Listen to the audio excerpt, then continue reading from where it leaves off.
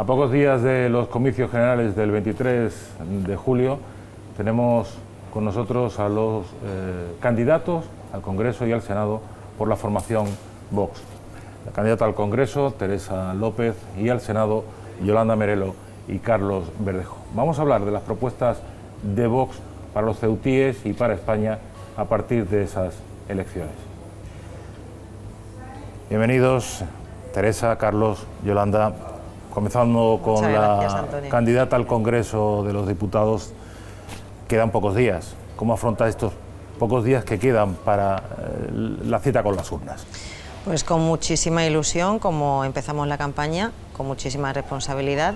Estamos reuniéndonos con distintos sectores, con distintos colectivos para conocer de primera mano todos los problemas que conlleva en cuanto, por ejemplo, ayer estuvimos con los funcionarios de prisiones, con Tu abandono me puede matar, con CESI Prisiones, el jueves estuvimos con colectivos de sanidad, tenemos la semana que viene reuniones con JUPOL, con JUCIL, con varios colectivos de policías y guardias civiles, para conocer de primera mano los problemas y las demandas que necesitan para poder hacer su trabajo en condiciones, tanto unos como otros. Así que, bueno, pues afrontando con la misma ilusión y con la misma energía que al principio. No nos agota nada. Bueno, la situación de Ceuta en el contexto general de España está atravesando por un periodo un poco complicado. Políticamente hay distintas proyecciones sobre lo que significa tener Ceuta o contar con los problemas que tiene Ceuta, y desde los aspectos políticos distintos Vox tiene su propia visión sobre lo que necesita Ceuta y lo que necesita España con Ceuta, pero también con Melilla, ¿no? Bueno, Ceuta y Melilla han sido las grandes olvidadas por todos los gobiernos, tanto del PP como del PSOE, en todos los aspectos económicos, de seguridad, de defensa de nuestra frontera. De hecho, lo pudimos comprobar perfectamente en la invasión de mayo de 2021, como el gobierno del Partido Socialista, el gobierno de Pedro Sánchez, no hizo absolutamente nada por defender Ceuta de aquella invasión. Estuvimos más de 48 horas sin defender nuestra frontera, pasando más de 90 inmigrantes por minuto. 90 súbditos marroquíes. Luego tuvimos campamentos ilegales por toda la ciudad y tampoco se actuó para que los ciudadanos tuvieran la seguridad de que esos inmigrantes no delinquieran en las calles, como así sucedió. Con el Partido Popular hemos tenido la misma dejadez durante los gobiernos del Partido Popular. Ahora se hablaba de un plan estratégico, de la apertura de la aduana comercial. No hay nada. Todo es humo, venden mucho humo y la realidad es que Ceuta y Melilla siguen tan abandonadas como hace 40 años o más. Hay muchos problemas en la ciudad, pero uno de ellos también es el aspecto económico. Una ciudad que ha volcado su economía de cara a Marruecos durante muchas décadas, hasta que por fin, bueno, no por fin, pero llega un momento en que Marruecos cierra definitivamente esos lazos económicos de Ceuta con el vecino país, y a partir de ahí Ceuta entra en una situación complicada económicamente que afecta a su presente y a su futuro si no se toman medidas. ¿Cuáles son las propuestas de Vox o cuál es el análisis, el diagnóstico de esta situación? Bueno, en Vox hace 4 años ya apostábamos porque el comercio atípico se dejara de llevar a cabo. Era un comercio totalmente fraudulento. Efectivamente, Marruecos aprovecha la pandemia para cerrar la frontera. Eso perjudica económicamente a Ceuta, pero nosotros ya apostábamos hace 4 años porque Ceuta mirara hacia la península, a un entorno económico mucho más estable y mucho más seguro. Seguimos en la misma línea. Ceuta tiene que mirar a España y a Europa.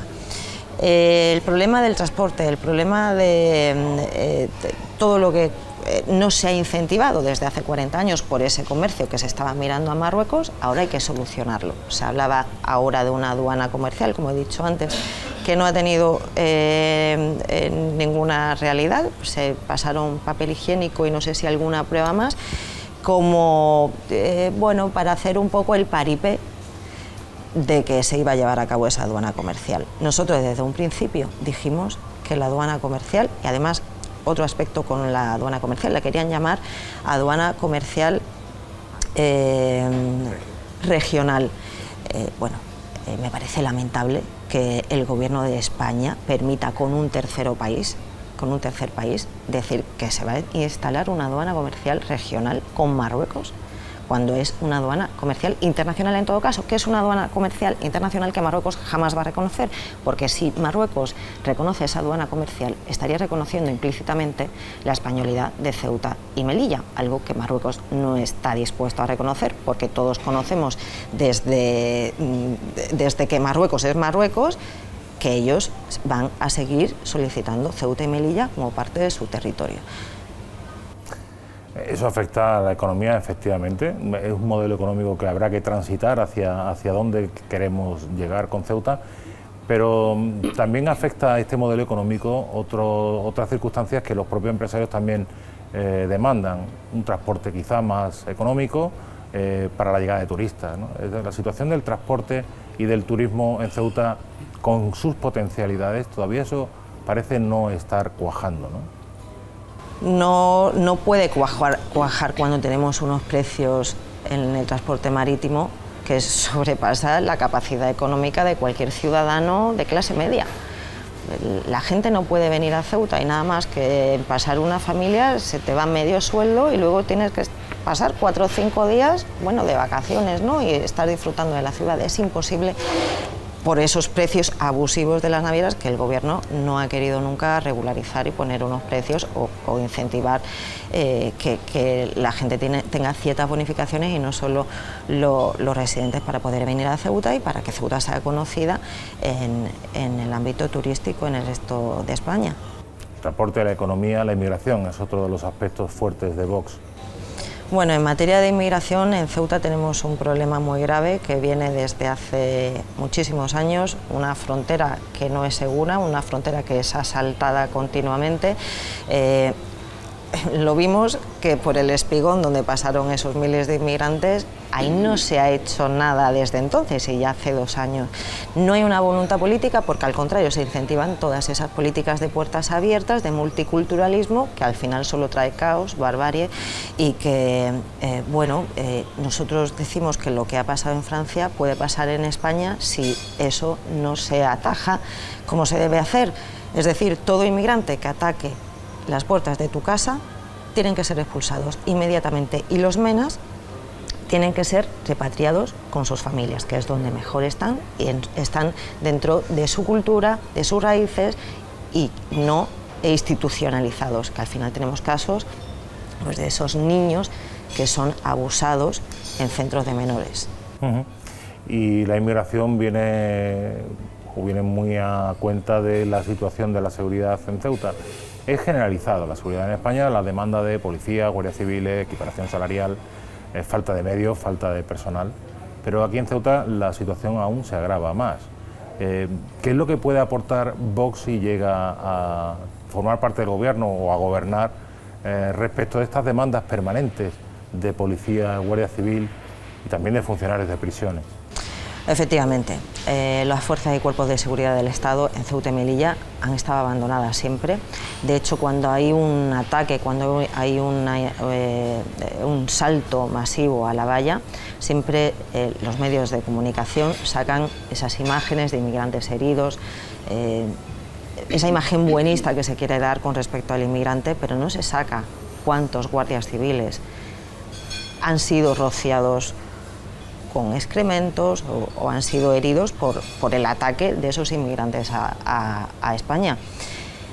Han estado abandonados, por tanto, sin amparo legal correspondiente del gobierno, sin medios, sin recursos, dejándolos con el material antidisturbios en los furgones porque no les dejan actuar y sin refuerzo humano para poder hacer frente a esas avalanchas. Con respecto a los funcionarios de prisiones, hace 1 año se llevó al Pleno del Congreso de los Diputados a hacer los agentes de la autoridad para modificar el artículo 80 de la Ley Orgánica General Penitenciaria y han estado 1 año prorrogando continuamente el plazo de enmiendas cuando solo había que modificar un solo artículo que les hiciera agentes de la autoridad.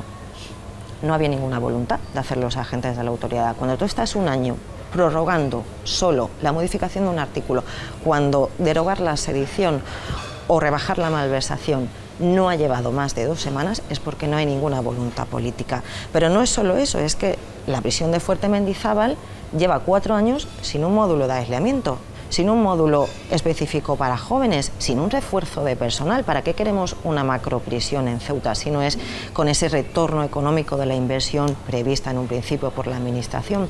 Por tanto, la equiparación salarial, el desalojo que se está haciendo de la Guardia Civil en distintos puntos de Cataluña, de Navarra.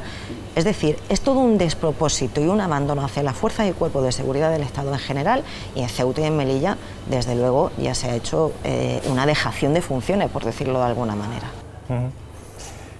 Ya decíamos al principio, queda poco para la cita con las urnas.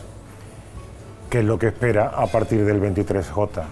Pues yo espero un cambio de rumbo radical en España, desalojando todas las políticas socialistas que solo han traído ruina, que solo han traído miseria, que nos ha quitado libertad, y reconstruir todo lo que han destruido. Porque nos han quitado libertad, nos han impedido a los padres poder educar a nuestros hijos conforme a nuestras convicciones. La cesta de la compra está por las nubes, la inflación está desbocada.